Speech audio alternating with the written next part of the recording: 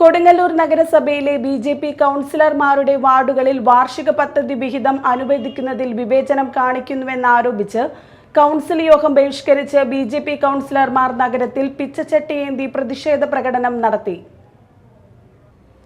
കൊടുങ്ങല്ലൂർ നഗരസഭയിലെ ബി.ജെ.പി. കൗൺസിലർമാരുടെ വാർഡുകളിൽ വാർഷിക പദ്ധതി വിഹിതം അനുവദിക്കുന്നതിൽ തുടർച്ചയായി വിവേചനം കാണിക്കുന്നതിൽ പ്രതിഷേധിച്ച് നഗരസഭാ സ്റ്റാൻഡിംഗ് കമ്മിറ്റി യോഗങ്ങളിൽ വിയോജനക്കുറിപ്പ് രേഖപ്പെടുത്തി ബി.ജെ.പി. കൗൺസിലർമാർ.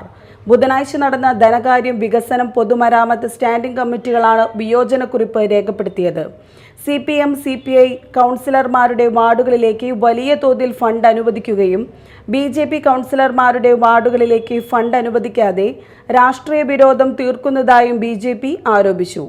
തകർന്നു കിടക്കുന്ന റോഡുകളുടെയും കാനകളുടെയും നിർമ്മാണത്തിന് രാഷ്ട്രീയം മാറ്റിവെച്ച് എല്ലാ വാർഡുകളിലേക്കും പദ്ധതി നടപ്പാക്കാനാവശ്യമായ പദ്ധതി വിഹിതം നൽകണമെന്ന് ബി.ജെ.പി. ആവശ്യപ്പെട്ടു. വാർഷിക പദ്ധതിയിൽ കേരളത്തിലെ 87 നഗരസഭകളിൽ 78ാം സ്ഥാനത്തേക്ക് പിന്തള്ളപ്പെട്ട നഗരസഭയുടെ വികസന മുരടിപ്പിനു കാരണം LDF ഭരണസമിതിയാണെന്നും ബി.ജെ.പി. ആരോപിച്ചു.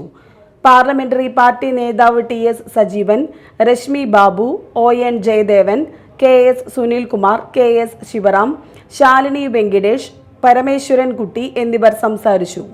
ഇന്ന് നടന്ന കൗൺസിൽ യോഗത്തിൽ എല്ലാ വാർഡുകളിലും ഫണ്ടിന്റെ കാര്യത്തിൽ തുല്യത വേണമെന്നാവശ്യപ്പെട്ടുവെങ്കിലും ഈ ആവശ്യം ഭരണസമിതി തള്ളിക്കളഞ്ഞതിനെ തുടർന്ന് ബി.ജെ.പി. കൗൺസിൽ യോഗം ബഹിഷ്കരിക്കുകയും പ്രതിപക്ഷ നേതാവ് TS സജീവന്റെ നേതൃത്വത്തിൽ കൗൺസിലർമാർ പിച്ചച്ചട്ടികളുമേന്തി നഗരം ചുറ്റി പ്രതിഷേധ പ്രകടനം നടത്തി.